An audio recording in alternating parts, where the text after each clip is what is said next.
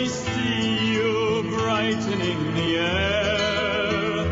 Let me see you playing everywhere.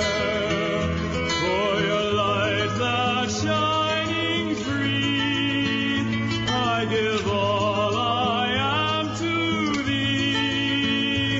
Open my eyes to the world. Open my eyes to the world. Open my heart to the world.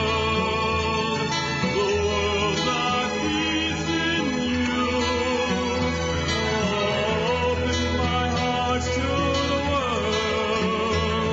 The world that beats in you. Let me feel you in everyone I meet. Oh, let me feel you playing in the trees. Oh, take me to your heart. Let me feel you in every part. Oh, open my heart to the world. Open my heart to That was William Vitalis with Open My Heart to the World. Welcome to Let's Find Out. The focus of this program is to have our hearts open to the universal, united, kind, loving, and forgiving planet. We have entered into a new decade and new energy form, the transformational 20s. Let's all begin to strengthen the new energies on the planet, strengthen your intuition, and strive to live a peaceful existence free from fear. What strategies, prayers, meditations, and exercises can one use to tap into the higher realms and receive messages from our departed loved ones, creating a higher vibration of living? When we're upset and confused, where can we find the answers? How can we know which path to take? The answers are here on Let's Find Out with our spiritually focused format and guests. And now it's time for tonight's program, Let's Find Out with Elizabeth Joyce. Well, good evening. This is Elizabeth Joyce, and we're on our new time, Mondays, and it's a pleasure to be with you on OM Radio. I have a wonderful guest tonight. Her name is Sharo-ne Linn Why-ith, and Sharo-ne is recognized internationally as a name expert, and she can determine one's strengths, challenges, and the purpose of one's life by deciphering a person's name. It is so interesting. Sharo-ne created Neimology Science, which is the study of the placement of the letters in a name.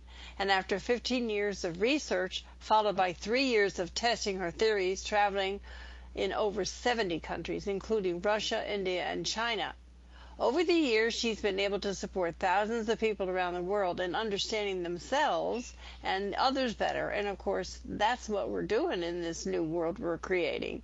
Today, Neimology Science assists different individual groups, human resource departments in choosing appropriate candidates to interview, lawyers on how to present cases to judges, and in picking their juries. Watch out, Bull, we got some competition here. And couples and families in seeking how to better communicate with each other to improve their relationships. She also creates names for new businesses, new products, and when people wish to change their name, she helps them. Her best-selling books are Know the Name, Know the Person, and it's won awards for excellence in writing. Sharo-ne is a frequent guest on both radio and television, and we're pleased to have us with her today.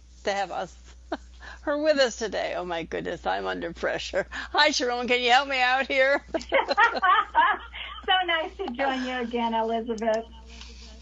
Well, you know, it's the first time on OM Radio, and I'm thrilled that you're here.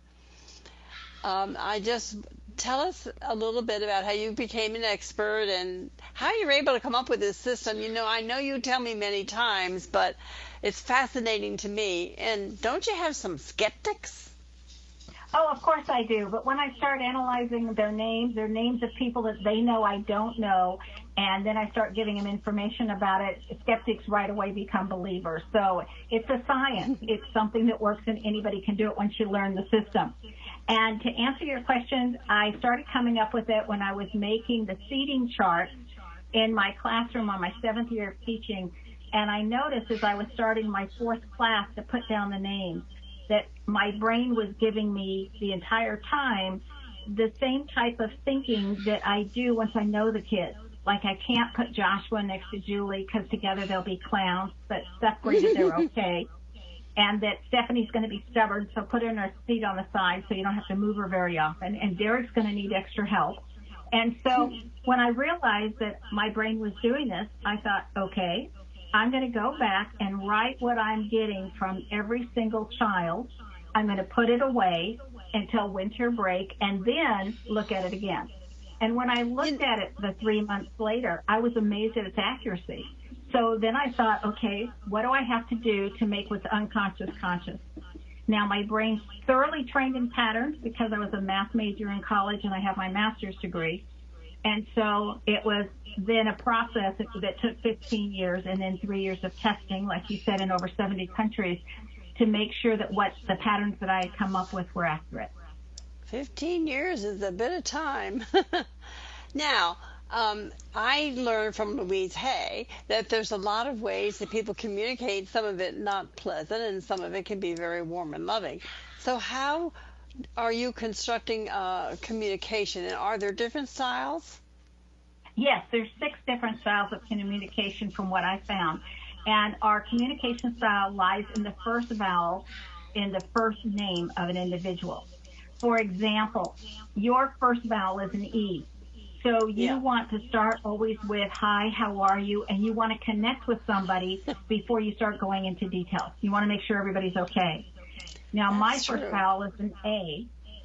And the A's, it's like, what do you want? Let's take care of that first, and then we'll connect afterwards if there's time. So it's exactly the reverse. So if I know that I'm going to be speaking with somebody with the first vowel of an E, I'm going to start in their style and able to have them be comfortable and connect first, even though there's a part of me that says, can we just get down to business? Well, you know, that's tuning into somebody else and being in their turf. That's what I always say. You can't point your finger at people anymore and say, you bad thing, you have to do it right. You have to go to where they live. And that takes intuition, and that also takes empathy. And that's good. That's good. If you know the first vowel of every name, they all have their own style. And that's why I wrote the very thin book that's called Know the Name, Know How to Connect, so that you could quickly learn, what does that person need to connect with you? What is it going to take to make a long-term relationship? You know, what is that person like for gifts? I mean, so what's the learning style? So much information just lies in that first vowel. Well, you know, when I was on the Indian reservation over in Flagstaff, Arizona, the Hopi Indians, they were telling me how they named their children, because that always fascinated me.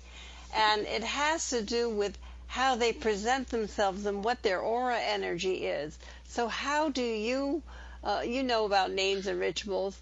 Are there rituals with what you do? Not rituals so much. And when there were still only 7 religions on the planet, according to Dr. Eugene Whitworth's work, they all agreed on 10 main ideas. And one of the ideas was that the incoming soul impresses upon the one naming them what they want to be called. So in essence, we name ourselves. Then I always say, once you've got the name, call me, and I'll look at the name and see what the lessons are for that child or that individual, or more than lessons, it's the reasons why they're here. The 7 purposes of why we're here sit in the name. And then let's change the lettering or possibly change the spelling of the name so they get the name they want, but the lessons are easier. That's kind of what I did when I went to the name Joyce. I like the name because it has the word joy in it. Well, and Joyce but it's an incredibly powerful name. Oh, good. I didn't know that. I just like the name Joy. I mean, I always say if there's reincarnation, I'm coming back with a J-O in my name next time. I have a J-E, Jeffrey. Does that change it? No, that's for your son, but you gave you a J-O. Yeah, I did. But I was saying Jeffrey impressed upon me his name before he was born. I called him Jeffrey all the time I carried him. We just had trouble learning how to spell it. I wanted to spell it with the G, G-E-F-F. So how would that have changed it, with a J-E-F-F or a G-E-F-F? Well, people whose first names start with a J have a possibility of becoming millionaires. People with the first letter of a G are going to work incredibly hard to get there, because it's not guaranteed that that's even a possibility for them, depending on the other letters in the name. Well, he must have impressed upon his father, because he wouldn't let me do it. But my older sister picked his middle name, and I think middle names are important, and they're very overlooked.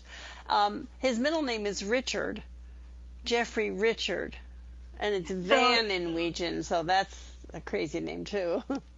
Well, the middle name always indicates where you go under stress. So the first name is the essence of who you are, and the middle name is where you change or where you head for those qualities and characteristics when you're under stress. Oh, that's and so the last name is in your environment. Like, what are your parents trying to teach you? What are your teachers, your friends, your acquaintances? What are they all trying to share with you and get you to mold or move or change? That's all represented in your last name. And then, so if you look at it, like the ingredients in it, you're going to make something in the kitchen. The first name is all the ingredients, and the last name is the recipes you can make out of those ingredients. So all the names are important. And for those people that believe in reincarnation, the middle name tells you about your immediate past life. Well, mine is Ann, A-N-N. So a lot of people with the middle name of Ann, A-N-N, were in some kind of a secluded, like a monastery or secluded place where the real focus was all spirituality and learning. And many of the people whose middle names are Ann became what I call mother superiors out of necessity, because no one else in the group was qualified. So they got it kind of by default. Not that they really wanted that position, but they were good at it. And so, can you help us a little bit talk about the coronavirus and how this is affecting everybody and when you think it might lift? And they renamed that too. The coronavirus, if you just look at the last two letters, being the U.S., you know that it's going to affect all of us, and it's going to affect us permanently. It looks to me, from doing the timing in the name, that it'll probably lift sometime in May. The end of April, I think, is a goal, but I think it won't really lift until May. But it also has a loop in it, which means that it could come back for a very short period of time, possibly starting in September, and then die out again by November. So, well, according to astrology, and this is very interesting, it started on Christmas Eve with the eclipse that we had in Cancer, and the next one we're having in Capricorn in June, and that should make it leave. That's the astrology of it. So I've been saying it's going to leave, by June 25th, and I think it'll leave very quickly, as fast as it came in, and I do think it will come back, but it may not be for a few years. But it's just so interesting the way that works. This is Elizabeth Joyce on Let's Find Out. And if you'd like to call and ask Sharo-ron about your name, we take calls. The number is 202-570-7057. So we have a little bit of time if you'd like to call and ask about your name. Again, it's 202-570-7057. Now, Sharo-ron, an important thing to me is that you're a coaster like I am, and you are going to be on Coast this week, are you not? Yes, Wednesday night. That's excellent. And you're going to be talking about Neimology, but you've been on before. Yes, so we're going to go into depth on the coronavirus and the different viruses and their strength according to their name, or what their lessons were, or what their gifts were. Because, like in the coronavirus, there's a gift, there's opportunities. No name is all good or all bad. Okay, so there's opportunities in the middle of coronavirus, and there's opportunities to get to know ourselves better, to really decide what's important in our life, to be able to look at our life and say, what is it that I really choose to be doing, and I'm slowing down enough so that instead of me getting so busy that I don't think or don't have time for reflection, it's like, now I have time for reflection. And I'm speaking of I as in all of us. We have time for reflection. We have time for connection. You can see who you're wanting to connect with and who is choosing to connect with you, because you know those are the most important people in your life. And then it's also important to realize who doesn't reach out and who doesn't connect, and decide how important. It's interesting. Right, and where they fit in your life. And everybody has the same amount of time per year, in minutes and seconds and whatever else. And so how we spend that time becomes very important. And so the coronavirus it's funny, is giving us that gift.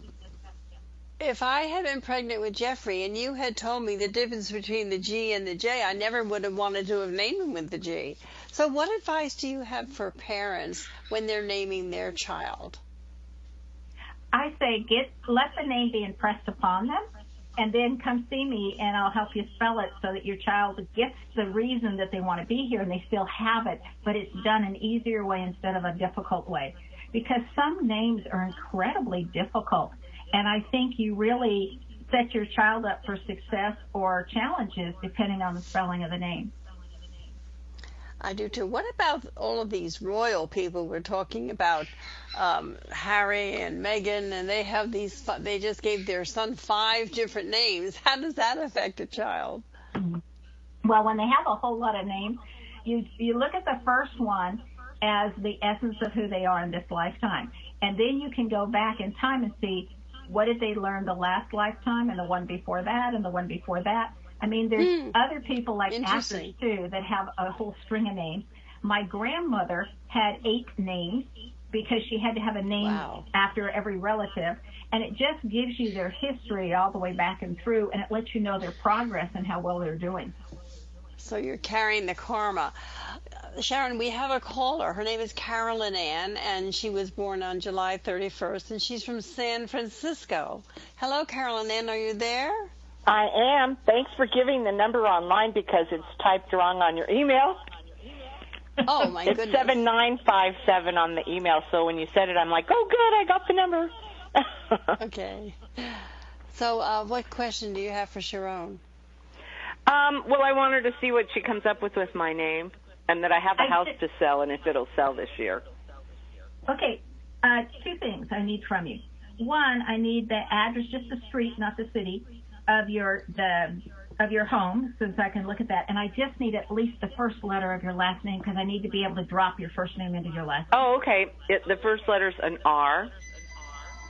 Great letter. And the address of the house I live in, or the address of the house I want to sell? The one you want to sell. 1142. And the street name? Wall, W-A-L-L. Okay, and is that a street or an avenue or boulevard? Street. Thank you. Okay, so this one's going to hang on the market for a while because it's stubborn. Okay, and so it's almost like you need to go through a releasing ceremony and able to get your energy out of it totally so that you're totally not attached to it. The other thing it says in here is that you're going to have to be a little bit flexible on the money, because whatever you initially say, whatever it is that you're choosing or that you think is your bottom line, there's just got to be a little bit of flexibility in it for it to sell. The interesting thing is that you can sell it, but it looks like more like at the summer, end of summer, fall, that time period. Okay. When that would happen. And in your name, you have real fairness issues. So you can't always stand up for yourself, but you can always stand up for other people if you think something's not right. And hopefully by now you've gotten that lesson of knowing how to stand up for yourself. Yes. Okay. But it's almost like this place selling, this 1142, with how you're going to be selling, you're going to get to practice on how do you nicely stand up for yourself and say what is required and able for a buyer to buy it without feeling pressured or without wanting to attack back if they're trying to push you in one direction or another. So how your name says to do that is to reaffirm you, never to attack going forward, but always to just reaffirm who you are. And you just say, the house is worth this much money, okay? And that you're going to have to come as close to it as possible and able for us to have a fair deal. And you've got to put in that word fair and able to let them know that you're not going to do a deal that's not fair and that you won't be pressured. Okay. Right, and I never lived in setting the a house. condition. It was a rental. So, yeah, I've heard it had maybe some bad energy. It has to do with energy of what's all around us. I wanted to interrupt Carolyn because I don't like people to say it's got bad energy. It's just too debilitating to people that don't understand what energy is. And what Sharon is saying is absolutely true. I have a spray that would help you release it if you're interested in the spray that we have. It's sandalwood and frankincense, and it does a lot to break through energy, just like when you use Lysol, and everybody's using that these days to break through germs. It would help. But I think what she said goes with the astrology, which to me is even more fascinating, Sharo. Oh, that I can do that out of a name? Yeah. You can. Oh, so you came up with the same thing on the astrology. I did. And the interesting thing is, of course, with this virus thing, and as bad as we are, it may even go into early next year that your house sells. Yeah, but I think I should that rent it out again. We'll just hope for the September. So issue, I should probably rent it out again instead of try to sell it. That would be now. good, I think. Okay. See, and I look at it from your name, Carolyn. I think it's a matter of belief. If you know you can sell it this summer, it'll sell. If you start giving gratitude, okay, thank you so much for having a perfect person come and buy my house from me, you know, that's going to enjoy it, it's going to work for them, I think it can sell. I think a lot of things in our minds, because we don't know about this coronavirus, we keep pushing things out. And and there's a big window there, but I say, why not go for the beginning of the window instead of the end? Absolutely, so you think I should try to sell it? I think you should hold on until the end of September and see if it sells. And she's feeling now I'm getting end of August is a possibility. There is a very short 2-week window. So if you wait through September, what's going to happen is you're going to hit the window. Yeah, but I got to make payments in May, June, July, August, September. It all comes to you easily and quickly. It comes to you're a child of God. It comes to you easily and quickly. I just wrote a book called Backstage, and it's a study of how to work with some of this invisible energy. Much like the name, the energy also helps you move things along. So it's a cute house, and it's in a great location. But thank you for calling. Let's find out, Carolyn. Okay. Take care. Thank you. Bye-bye. So, Sharo, that was really good. Why don't you explain to us what our name says about us as a person? I mean, do we have to grow into our name? Our parents named us, maybe we impressed them, but do we have to grow into the responsibilities of a name? Well, the name sets out what you're going to learn or be doing or where your focus is, okay, all the way through. And we all have 7 reasons for being here, or 7 purposes. And so it literally gives you it gives you the timing of when you're going to be working on what. It's like, if we don't have purpose, I don't think we're here on the earth. I think all of us have a purpose. And there's actually 7 smaller parts that make up our overall purpose. And so those always come out in the name and what timing it is and able to do it. And then in the address, when I was looking at the address, the numbers themselves let you know what the energy is inside the house. The street name lets you know what the energy is of the neighbors and the street that you're living on. And then the city name lets you know the energy of the city as a whole. And so what you do is you drop the person's name into the address to see how it's going to work together.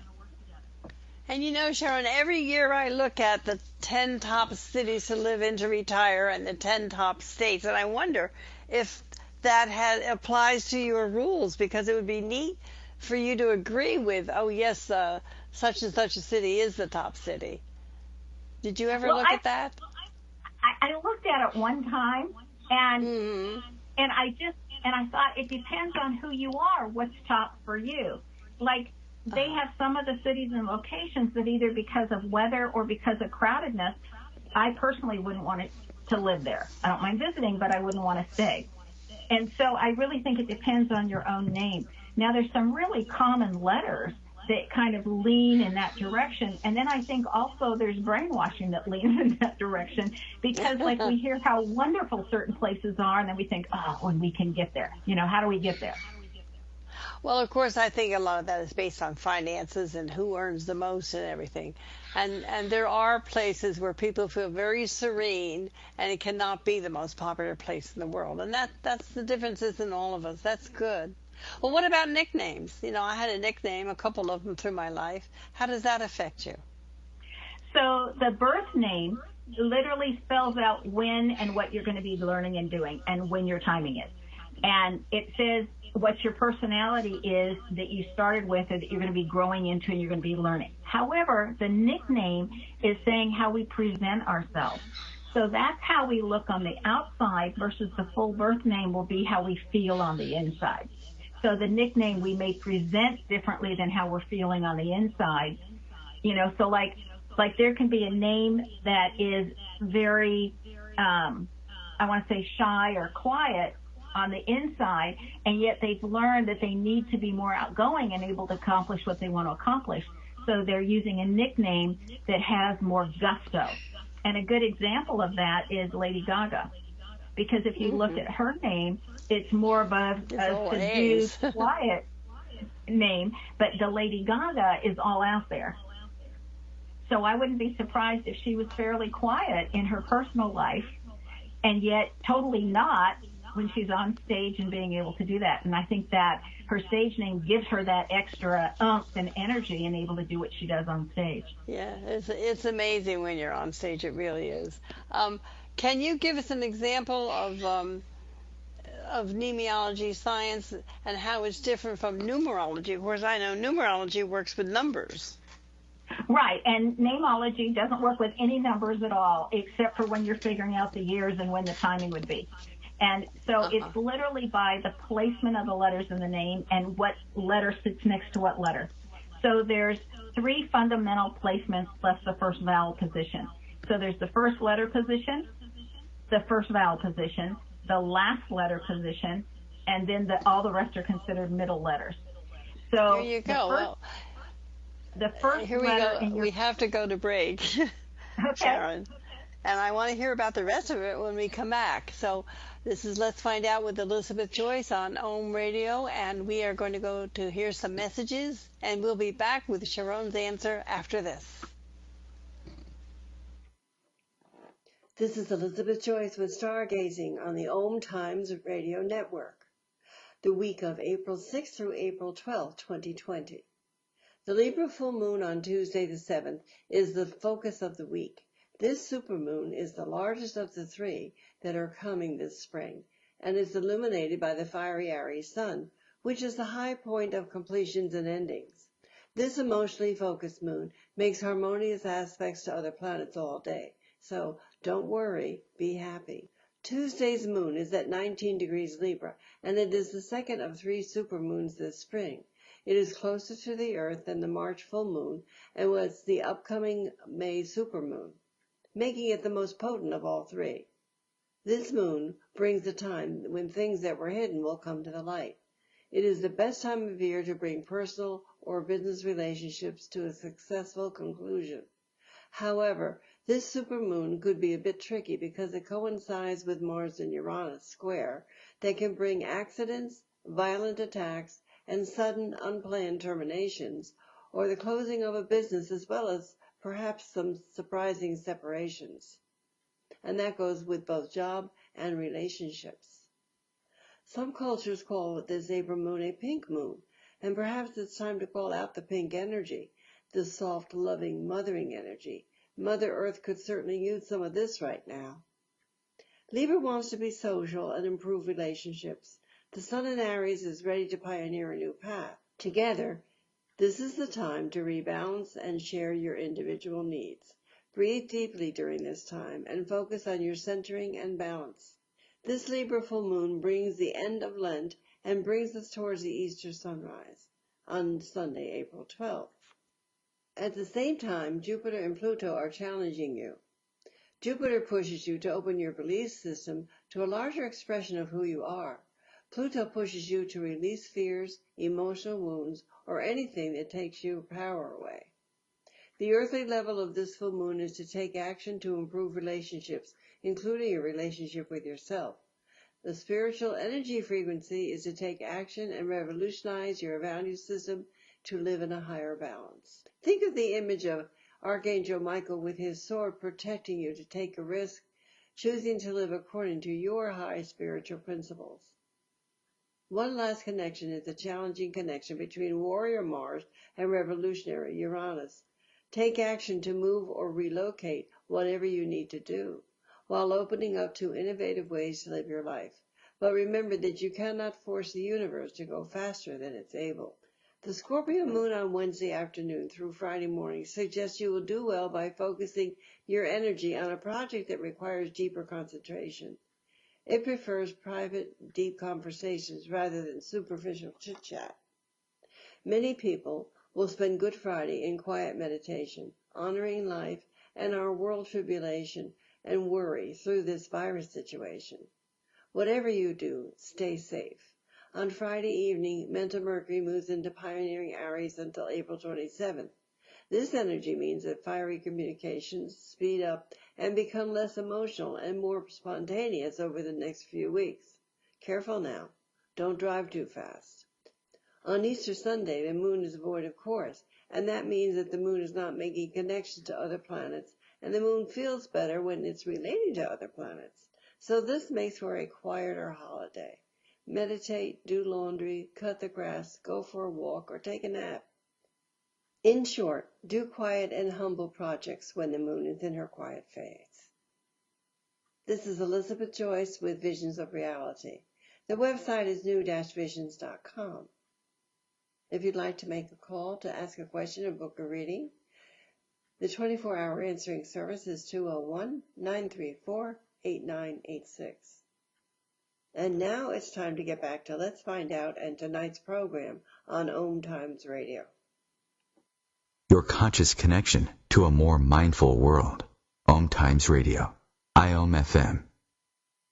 Being a radio host on IOM FM allows you to build your show on a rich platform with the power of the internet to fulfill your outreach goals and connect with a very specialized and global online audience, unlimited by time and distance. OMTimes Radio will provide you with web relevance, a recognizable conscious brand, and with the standard of excellence that has accompanied every single OMTimes endeavor. Host your show with OMTimes Radio Network.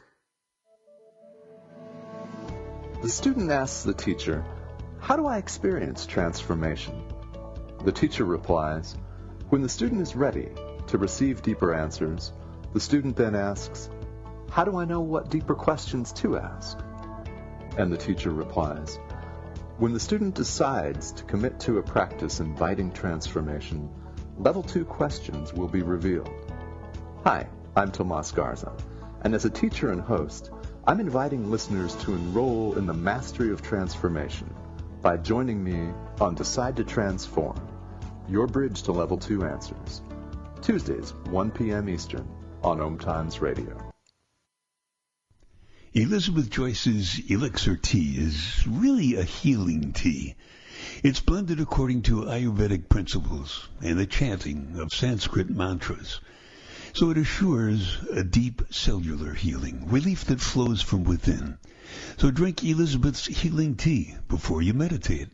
Order it online or call 201-934-8986, 201-934-8986.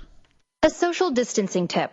Putting distance between yourself and others is critical to slowing the spread of coronavirus. So here are ways to stay in contact without the physical contact part. Call, send a text, set up a video conference, post on social media, dedicate a song on the radio. If you have symptoms of fever, dry cough, and shortness of breath, call your healthcare provider before going to their office. For more info, visit coronavirus.gov.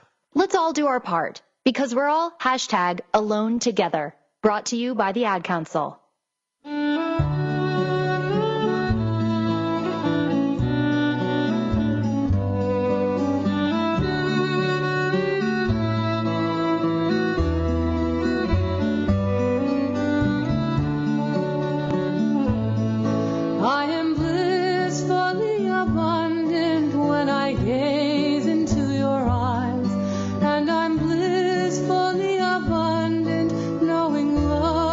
Never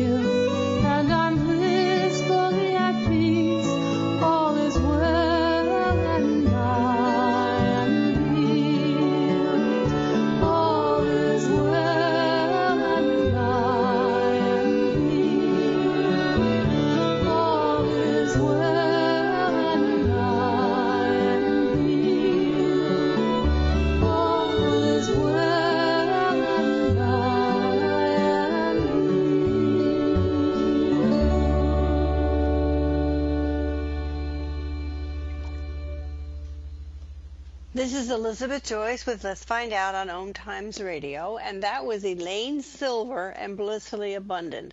I do love her music. My guest today is Sharo-one Wyeth, and she is the founder of Numerology. Can you say it right, Sharon? I'm not too good at it. It's Neimology. It just has a Latin spelling because you can't trademark a common word like name. And so I spelt it how name is said in Latin, which is N-E-I-M, but I still pronounce it Neimology. So the science seems to be working on one letter at a time. I just think it's amazing. And how differently, if names sound alike, how differently is it? Like Don and Dawn and all that kind of thing. You go by the letters, not by the sounds, unless a letter sounds totally like something else. Like you might have an X that sounds like an S or a C, then you would include the sound of the letter, the actual letter that you're hearing, along with the letters that are there. But it's not just one letter at a time. Because just like if you're in a situation where you're sitting next to somebody you like, you may be more talkative than if you're in the same situation sitting next to somebody that you don't care for. And it's the same thing with the letters. So for an example, let's say that we have a CH in a name, like in Sharo or Michael. So the C stands, my mnemonic device for C is charming and charismatic to cover their need to be in charge and in control. Okay? So they like to be the one that's giving out the orders, and they like to be the boss. So then you have the H, which I call the holy letter, and they're the ones that like to just get in the river and go with the flow, and wherever it takes them, they know they're going to be fine, and it's exactly where they're supposed to be. So I always jokingly say they let go and they let God. Now you put a C, which is all about control, even though they do it nicely, and you do the H, which is all about go with the flow, and you put them next to each other. Well, they make everything the hard way because they don't know when to be in charge and when to let go. So they have that inner struggle going at all times. Do I hang on? Do I take over? Do I relax? Do I release? And so they do everything the hard way. Oh, that's so interesting. What if we, how important is the last name with all of this? That's your environmental influence. So you have both nature and nurture. So the nature is in your first name and the nurture comes from your last name. And that's why I always need at least one letter in the last name to drop the first name in it.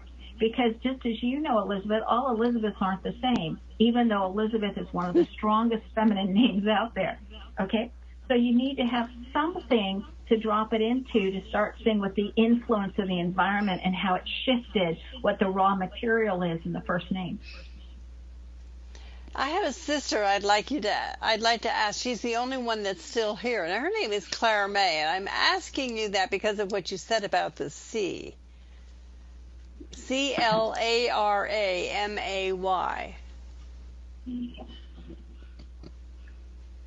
Okay, so in her name, she has that she wants everybody else to follow the rules, but she does not want to have to follow them.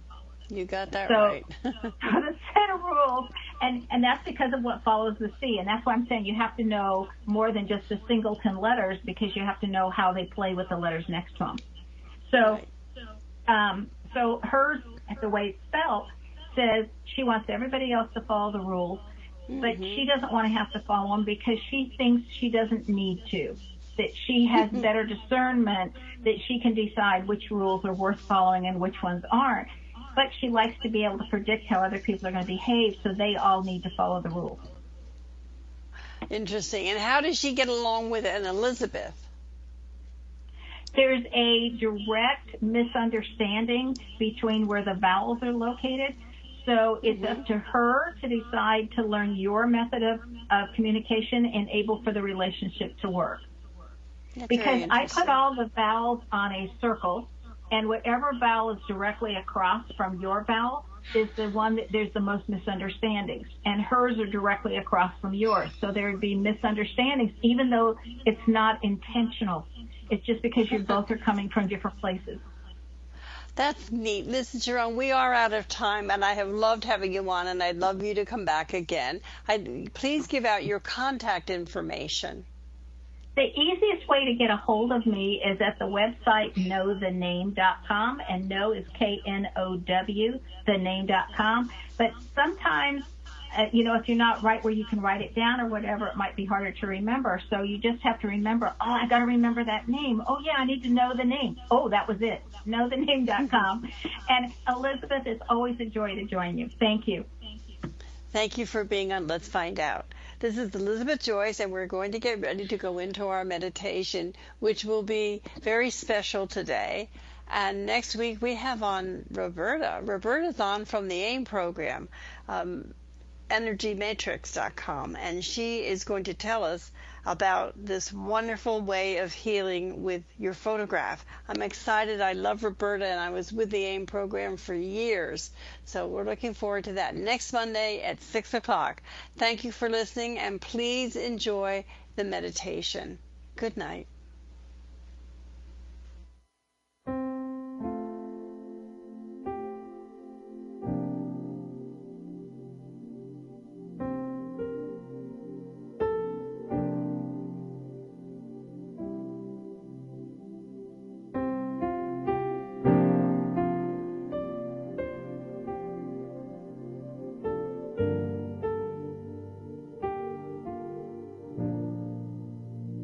This is Elizabeth Joyce. I'm inviting you to join us worldwide to help strengthen and build our immune systems against any and all out-of-balance materials that may come our way. Visualize a sacred flame inside you. It sits between the middle of your hips and your navel. You can feel the energy coming in from this flame. It's very present and very alive. The color of this flame is amber, representing the new double helix energy that flows in from the center of the universe. Feel this powerful fifth dimension energy rising up from the second chakra to fill the solar plexus chakra at your navel. Know that this healing energy is arising from the flame and merging with your own Kundalini as well as your inner fire. Let the top of the flame begin to rise until it reaches your navel. The top of the flame comes to a fine point. If you follow the flame down, it gets wider, encompassing the second chakra. While its tip reaches your navel, your flame is spreading below, filling your abdomen. This is the receiving chakra, and you are choosing to receive this energy flowing in from the fifth dimension to help you stay centered, clear, well-balanced, and healthy. It encourages the body not to allow any foreign matter to penetrate it. Allow this flame to rise until the tip reaches the center of your chest, which is your heart chakra. The new heart chakra is a brilliant yellow, so we're allowing the amber flame to pierce through the solar plexus, which is now your green chakra, and up to the heart center, which is the brilliant yellow. And it will expand up to your 10th chakra, which is your new heart center. Now that the tip of the flame has reached the heart, see how your center solar plexus chakra is being filled with this light as well. As you feel the nourishing and expanding warmth of your inner flame, you also sense that things are being consumed by the fire, such as fear, impatience, judgment. All the negative forces that are within you are now being consumed by the fire, and the love of the universe, the universal love, is spreading throughout that area. Sense that things being consumed are your limiting thoughts, your limiting beliefs, feelings, and the patterns that you don't need around you. Take a deep breath. Take a deep breath into your abdomen and allow this burning to take place. Let the flames fill the hollow of your stomach with positive and powerful energy. As the widening flame engulfs the center of your heart, feel that flood of tingling energy as your heart wounds are mended. Now let the flame continue its rising. It's going to begin to go out the center of your back and form a circle. It reaches up over the top of the head and pierces the 10th chakra, about 20 feet above you. And then it falls down again and back to the 4th chakra, the heart center. Then back out through the back and up into the 10th chakra. This is the amber flame of light, the new 5th dimension love center. It's called the circle of light. Breathe into it. Let the flame continue its rising. The tip is traveling up from your heart, going into your throat, going into your shoulders, going into your lungs with its healing heat. Feel how your body is now emerged with the pure life center energy, with aliveness, with passion, with creative energy. Breathe that in. Feel the warmth, feel the joy, and feel the love. Know that you are centered, whole, and complete. Now you can begin your new mantra. May I always be present to show the path of light and love to the pathless and the suffering, wanderers of life. If they should not understand or be open to this inner realization, may I abide in patience from the depth of loving kindness. May I continue to carry your love throughout the day, and may it touch the heart of anyone that I see, interchange with, talk to, or think about. I lovingly send this light to all of my loved ones, my family members, and the people that matter, as well as to the others that I do not know. May I be aligned with my soul purpose and aligned with everyone I meet in this light of love, kindness, joy, and wellness. May I create a plan of action, helping to accomplish the healing and removal of any negative energy that has come forth on the planet to destroy the body. My body is my temple. It is filled with your light every day. Thank you, Spirit, for being with me, for supporting me, and for supporting this purpose. May this energy, the 5th dimension energy of amber light, clear any blocks that are stopping me from knowing, achieving, and living for my divine purpose. May I discover the secret of how to keep this energy and alignment within me moving ahead as I walk my path throughout the year. Thank you for your kindness to me and for the world. Thank you for your presence in our lives, even when we are scared and concerned. Thank you for your patience, your understanding of our struggles, and for your joy of being in our lives. Thank you, God, for your love. Thank you, God, for your vast and deep understanding. Thank you, God, for all of this and more that you pour forth to us without end. In the name of the heart, the head, and the hand, I send blessings to all unseen people and all people that are dear to me and all people that have ever touched my life. I know that I am strong. I know that I am centered. I know that I am love. I know that I receive love. I know that I give love. And I know that I am. And so it is.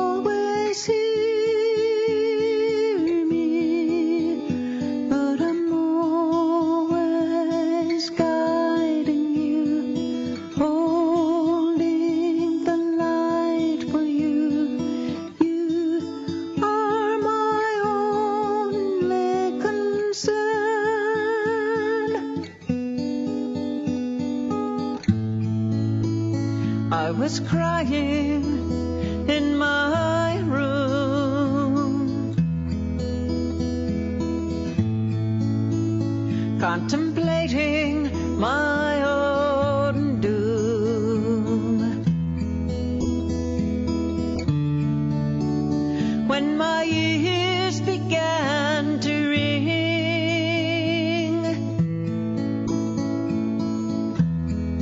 and I heard